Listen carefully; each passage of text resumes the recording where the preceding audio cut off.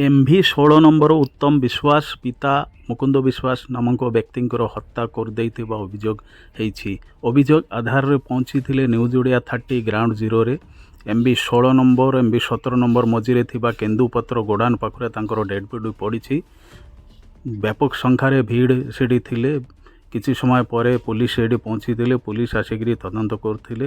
ମାଲକାନଗିରି ଥାନା ASI ରିଗନକିଣ୍ଡ ଏବଂ SDPO ତାହାପରେ SP ସାର୍ ନିଜେ ପହଞ୍ଚିଥିଲେ। ସେଇଠି ପହଞ୍ଚିଲା ପରେ ତଦନ୍ତ କଲେ ଏବଂ ତାଙ୍କେ ଯେଉଁ ସୂଚନା ଦେଇଛନ୍ତି ସାଇଣ୍ଟିଫିକ୍ ଟିମ୍ ଏବଂ ଖୋଜିକୁତାକୁ ସୂଚନା ଦିଆଯାଇଛି ତାଙ୍କେ ଆସିବେ। ତାପରେ ତଦନ୍ତ କଲା ପରେ ତାର ସତ୍ୟାସତ୍ୟ ଜଣାପଡ଼ିବ କିଏ ହତ୍ୟା କରିଛନ୍ତି ଆଉ କେଉଁ ଆଧାରରେ କି ପ୍ରକାର ହତ୍ୟା କରାଯାଇଛି।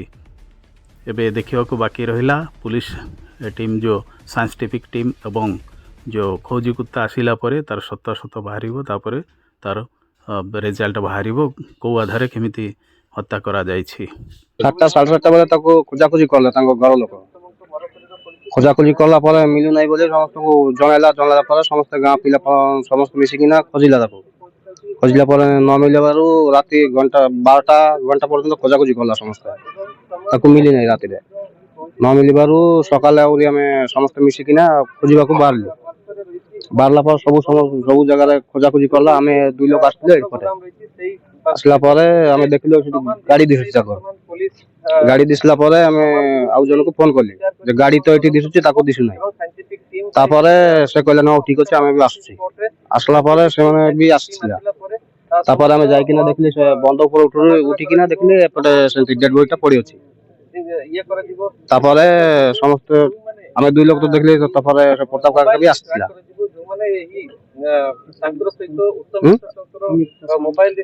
ସାଙ୍ଗ ବି ଥିଲା।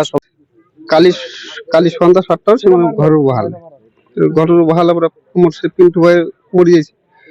ସେ କହିଲେ ଆମ ପ୍ରତାପ ଘରେ ଯାଉଛି। କହିଲା ପରେ ସେ ଘରରୁ ବାହାରିଲା। ଏବେ ତା ଆମ ସାଙ୍ଗରେ କୌଣସି ଯୋଗାଯୋଗ ନାହିଁ। ହେଲେ ମୁଁ ଖାଇବାକୁ ଗଲି। ଖାଇବାକୁ ବସିଥିଲି। ଖାଇବା ପରେ ସେ ତାଙ୍କର ସ୍ତ୍ରୀ ଆଇଲା ଆମ ଘରେ। ସେ କହୁଛି ଉତ୍ତମ କୁଆଡେ, ଆମ ଘର ଲୋକ କୁଆଡେ? କହିଲେ ଘର ଲୋକ ତ ଜାଣିନି କୁଆଡେ ଗଲେ। ହେଲେ ଟିକେ ଫୋନ କୁଆଡେ ଅଛି ସିଏ।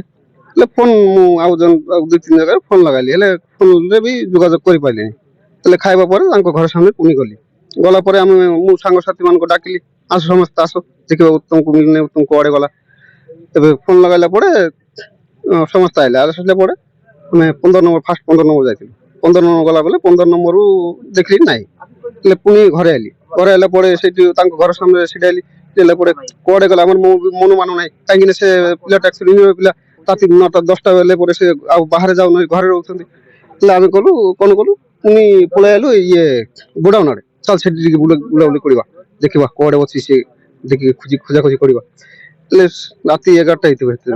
11ଟା ବେଲେ ଆସିକି ଟର୍ଚ ଥିଲା ମୋ ହାତରେ। ଟର୍ଚ ମାରିଲି। ଟର୍ଚ ବାଇକ୍ ଲାଇଟ୍ ଥିଲା। ବାଇକ୍ ଲାଇଟ୍ ପରେ ଚାରିଆଡେ ଦେଖିଲି କୁଆଡେ ଦିଶିଲି ନାହିଁ। ହେଲେ ଆମେ କଣ କଲୁ ପୁଣି ଘରେ ପଳେଇଗଲି। ପଳେଇଲା ପରେ ରାତି 1ଟା ହେଇଗଲା।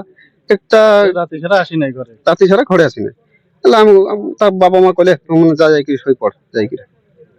ଆଚ୍ଛା, ଇଏ ଯୋଉ ମୃତ୍ୟୁବରଣ କରୁଛି ଯାହାକୁ ହତ୍ୟା କରାଯାଇଛି କି ନା ତାର? ଉତ୍ତମ ବିଶ୍ୱାସ। ତା ବାପା ନା? ମୁକୁନ୍ଦ ବିଶ୍ୱାସ। ବୟସ କେତେ ହେବ? 40। ଆପଣଙ୍କ କି ନା? ସମୀରନ ଦେବନାଥ। ଆପଣ କଣ ଲାଗୁଛି? ତାଙ୍କ ଘର ସାମ୍ନାରେ ମୋ ଘର। MV16 ପାଖାପାଖି ସ୍ପଟ୍ ଅଛି। ସ୍ପଟ୍ ଭିଜିଟ୍ STPO କରିଛି ଆଉ ମୁଁ ବି କରିଛି। इन्वेस्टिगेशन स्विफ्टली चलेगा और साइंटिफिक टीम और डॉग स्क्वाड जो है हमें रिक्वेशन देती और जब भी इन्वेस्टिगेशन हम संगे संगे हम और विल चेष्टा करूँ संगे संगे किसको धरवा।